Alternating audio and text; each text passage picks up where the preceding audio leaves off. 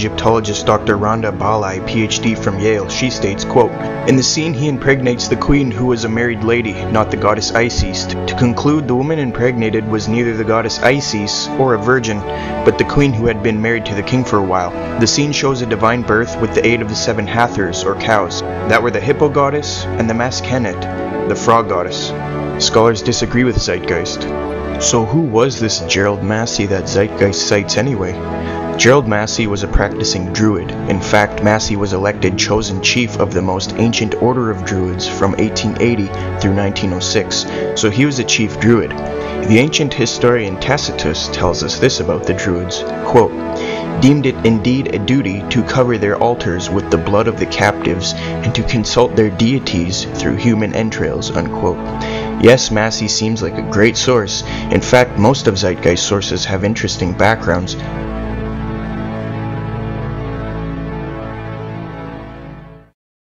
Next, Zeitgeist brings up Attis.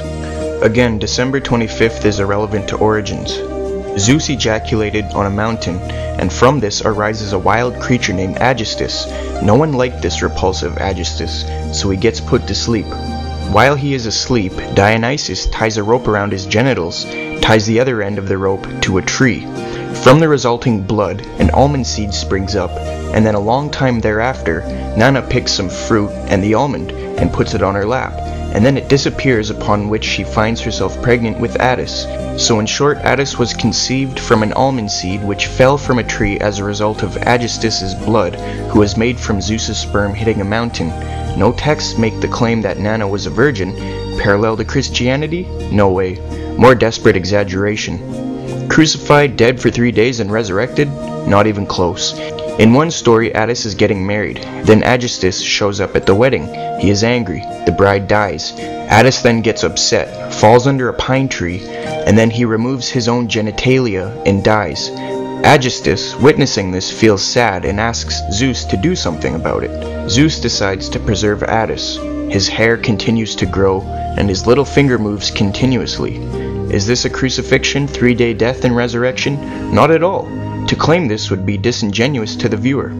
Another version states, Cybele falls in love with Attis, but Attis prefers a nymph. Cybele kills the nymph. Attis goes insane, removes his genitalia. From his blood, flowers grow out of the ground, and he turns into a pine tree. Is this a crucifixion, 3-day death and resurrection? No, of course not. Another legend states Cybele is the daughter of a king. She marries Attis. When the king finds out, he kills Attis and makes sure his body is never found. Where is Christ's story in any of these imaginary legends? As the Princeton theologian John Gresham Machen points out, quote, "The myth contains no account of a resurrection. All that Cybele is able to obtain is that the body of Attis should be preserved, that his hair should continue to grow, and that his little finger should move," unquote. And as Dr. Ronald Nash explains, quote, "It was only during the later Roman celebrations after 300 AD of the spring festival that anything remotely connected with a resurrection appears. In truth, no clear-cut, unambiguous reference to the supposed resurrection of Attis appears, even in the very late literature from the 4th century after Christ. It is abundantly evident that Zeitgeist's view of Attis is erroneous and unintelligent, and for this reason no scholars will cite Zeitgeist as a reference, nor give it a good review."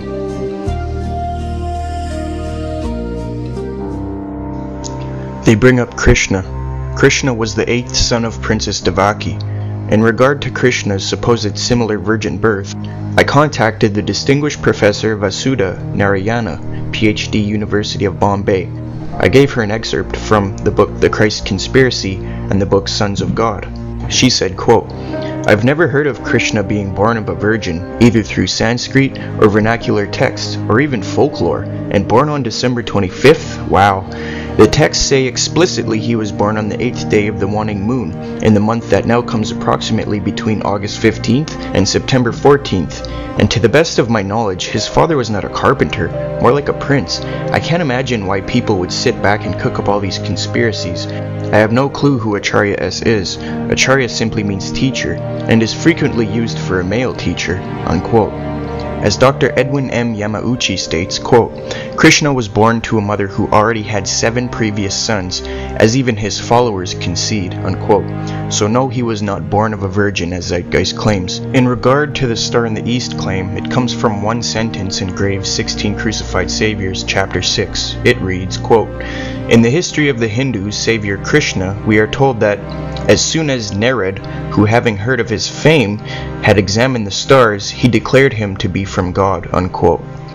Notice Zeitgeist says that the star in the east signals Krishna's coming, yet their own source says nothing of the sort. What their source says is that Krishna is already born. Narad hears of Krishna's fame and then looks up at the stars, not any star in the east, but all of them, and asserts he is from God. So no, his birth was not announced by a star in the east. Also, Graves doesn't cite any Hindu scripture, so he is most likely lying or using post-Christian sources. The only thing similar in the Hindu text referring to Krishna's birth and stars was from the Bhagavad Gita Purana 10:3 verse 1-5, which reads, "Then there was a supreme hour, all auspicious and most suitable, with the constellation of Rohini rising, and all the stars and planets in favorable position. Everywhere was peace, the multitude of stars twinkled in the sky, and the cities, towns, pastured grounds, and the miners were all at their best. The minds of the saintly oppressed, as they had been by the Asura, turning perfectly contented, when in the situation the kettle drums together resounded with the unborn one to be born," unquote. So the planets and stars were in favorable positions, and the multitude of stars twinkled in the sky. That says nothing of a star in the east announcing his birth, and besides, the Bhagavad Gita Purana was written way after the Gospels, so this could not have inspired Christianity. As for performing miracles, I can find no mention of miracles being performed by Krishna in the vicinity of either disciples or even his followers, but even if he did, claiming that it proves causation is like saying because Kennedy was elected to Congress in 1946 and Lincoln in 1846, and that Kennedy became president in 1960 and Lincoln in 1860, therefore Kennedy never existed. It's the same kind of assertion. As for the resurrection, Dr. Edwin Bryant, professor of Hinduism at Rutgers University, remarks, quote, "Krishna was killed by an arrow from a hunter who accidentally shot him in the heel. He died and ascended. It was not a resurrection," unquote. And as Benjamin Walker in his book The Hindu World, an Encyclopedia Survey of Hinduism writes, quote, "There can be no doubt that the Hindus borrowed the tales from Christianity," unquote. These parallels come from the Bhagavad Gita Purana, which is dated from the 7th century AD to 11th century AD. As for the Haravamsa, it's dated from the 4th to the 6th centuries. In other words, these similarities only appear in Hinduism 250 to 950 years after the Gospels were written. The Hindus flat out copied Christianity and not vice versa. Zeitgeist is inadequate in explaining the truth of the matter, as is Acharya S. Here they are really showing their illogic. As Martin Palmer shows in his book The Jesus Sutras, Christian missions reached India and China early, around the 5th to 7th centuries. This explains the similarities that Hindus borrowed from Christianity. They bring up Dionysus. December 25th is of no relevance, and there seems to be no evidence Dionysus was born on December 25th in any scholarly literature. In fact, Freke and Gandhi note that his birth was celebrated on January 6th by some in Alexandria. Sometimes Dionysus is associated with the annual return of spring. As for the virgin birth, there's two versions, none of which constitute as a virgin birth. As Dr. Edwin Yamauchi proclaims, quote, "There's no evidence of a virgin birth for Dionysus. As the story goes, Zeus disguised himself as a human, fell in love with the princess Semele, the daughter of Cadmus, and she became pregnant. Hera, who was Zeus's queen, arranged to have her burned to a crisp, but Zeus rescued the fetus and sewed him into his thigh until Dionysus was born. So this is not a virgin birth in any sense," unquote. As the Encyclopedia Mythica notes, in that version, quote, "Zeus slept with Semele," unquote. No virgin birth. Another tale reads, Dionysus is the product of Zeus and Persephone. Hera becomes insanely jealous and tries to destroy the infant by sending the Titans to kill him. Zeus comes to the rescue, but it's too late. The Titans had eaten everything but Dionysus' heart. Zeus then takes the heart and implants it into the womb of Semele. As we can see, no virgin birth takes place, but this is how Dionysus is said to have become a rebirth deity, as is twice born in the womb. So Zeus mated with his daughter Persephone, who bore a son, Sagrius, which is another name for Dionysus. As we can see, there is no virgin birth here. More illogic from Zeitgeist. Zeitgeist says, quote, "He was a traveling teacher."